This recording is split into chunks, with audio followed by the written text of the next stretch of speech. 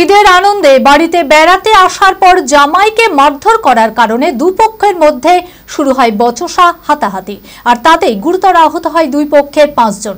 ঘটনাটি ঘটেছে মুর্শিদাবাদের ডোমকল পৌরসভার 16 নম্বর ওয়ার্ডের মামুদপুর এলাকায়।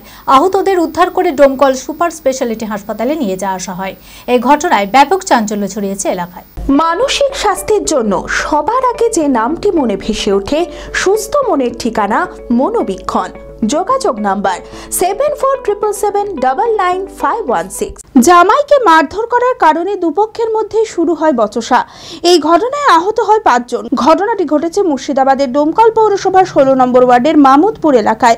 জানা গিয়েছে মমিন শেখ, জাকির শেখ এবং বাবর আলী শেখ এদের বাড়ির জামাই। ঈদের আনন্দে বেড়াতে আসে তাদের বাড়িতে, কিন্তু বাড়ির পাশে মাহমুদ ইসলাম ও ইসরায়েলদের সঙ্গে ডিপটি কল চালানো নিয়ে পুরনো বিবাদ ছিল। মাহমুদ ইসলামের পরিবারের দাবি, তাদের বাড়ির সামনে বাবর আলীদের জামাই নেশা করে এসে অকথ্য ভাষায় গালিগালাজ করছিল। সেই কারণেই জামাইকে চড় মারে মাহমুদ ও ইসরায়েল।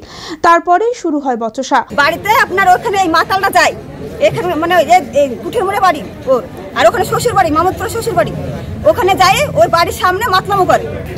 ডালা দিল তখন সুস্থ মানুষের রাগ হবে, 5 বার গাল দিলে 1 বার রাগ হবে। তখন উনি রাগটা সহ্য না করতে ডালে একটা সে চড় মেরেছে। ঠিক আছে, চড় মারার কারণে ঝামেলা হলে আমরা দেশি মীমাংসা করবো। আমার দেওয়ারকে বুঝাতে কিছু মাতাল মানুষ যে তুমি রাগটা মাইলে কেনে, আমরা আলোচনার মাধ্যমে আসবো।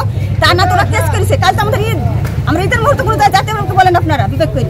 হ্যাঁ অস্ত্র না, ওরা বাঁশ লাঠি পাশলি মারছে। আমার সামনে বাজার থেকে যাচ্ছে, রীতি রকম বাজার থেকে যাচ্ছে, সকাল 6টায় এসে রাত 10টা সাড়ে 10টা বাড়িতে যায়।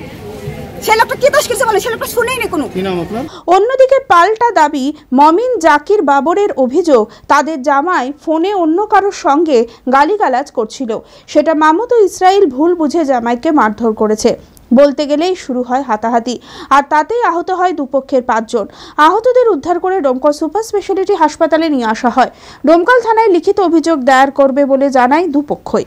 সেটা হচ্ছে ঈদের দিন আগের রাতে ওদের বাড়ির সামনে দিয়ে আমার ভগ্নিপতি যাচ্ছিল। কাদের বাড়ির সামনে দিয়ে? ওই মাহমুদের আর ইসরায়েলের বাড়ির সামনে দিয়ে আমার ভগ্নিপতিকে ধরে আচমকা মারে। সে কারণে আমরা জিজ্ঞেস করতে গেলে আমাদেরকে মারবো তাই বলে আমরা ঘুরে বাড়ি এসে থানায় কেস করি। পুলিশ গাড়ি যায়, পুলিশ গাড়ি যাওয়ার পরে ওরা রাগ করে এসে আবার আমাদের বাড়ির উপর আক্রমণ করে ভুজালি, গরু কাটা ছুরি নিয়ে এসে আমাদের উপর আক্রমণ করে। আমার ঠুটের এদিক দিয়ে ফুটে করে দিয়েছে রড মেরে, আর আমার মেজব্বার এই বগলের তলে ভুজালি মেরেছে একবারে, সেটা লাঞ্চ পর্যন্ত গেছে। আর আমার ছোট ভাইকে 2 হাতুড় মেরেছে, হাতুড় মেরে বুকের বাতাস ভেঙে গেছে পুরোটা। আমরা হয়তো পুলিশকে অভিযোগ করেছিলাম, সে কারণে আমার ভগ্নিপতিকে মেরেছিল হঠাৎ করে। ফোনে কথা অন্যজনের সঙ্গে বলছিল, সেই ফোনে ওরা যাই হোক বন্ধুতে কথা বলছিল ওদের বাড়ির সামনে। ও ভাবছে যে আমাদের বাড়িটা, আর ওরা গালাগালি করছিল ফোনে। এবার ও ভাবছে আমাকে গালাগালি করছে। ও রাস্তাতে যাচ্ছিল, ও হঠাৎ করে ঘুরে আমাকে গাল দিয়ে বলে আপনার ভগ্নিপতি ফোনে কাউকে গালাগালি করছিল। ওখানে যারা মেরেছে তারা ভেবেছিল যে আমাদেরকে গালাগালি করছে। আচ্ছা, এবার ওখানে জিজ্ঞেস করে যে তুমি গালাগালি করছো না? তাহলে আপনাকে আমি গালাগালি করছি না, আমি আপনাকে চিনি না, আপনাকে গালাগালি করবো না। আমার এখানে শ্বশুর বাড়ি, আমি এখানে একটা কাজে এসেছিলাম, এদিক দিয়ে বাড়ি যাচ্ছি বা একটা বন্ধুর সঙ্গে দেখা করতে আছি, আমি ফোনে কথা বলছি। এই বলেছে, তবুও মেরেছে, মুখে জুতো দিয়ে মেরেছে। পুরো রাগটা ওখানে আমার আব্বা একটা ডিপটি কল চালায়, ওই ডিপটি কলটা ওরা নিবে, ওরা চালাতে দেবে না আব্বাকে। এই একটা রেষারেষি ছিল, সেই কারণে। গত 2 বছরের সাফল্যের পর তৃতীয় বছরে পথ চলা জেড একাডেমির 2025-26 শিক্ষাবর্ষে ভর্তি চলিতেছে।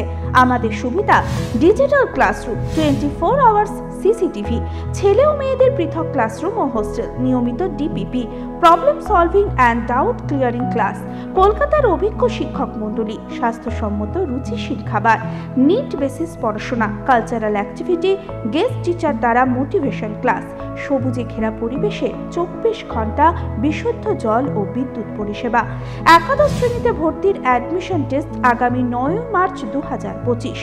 2026-এর নিট ও জেইই পরীক্ষায় সফল হতে আজই আসুন।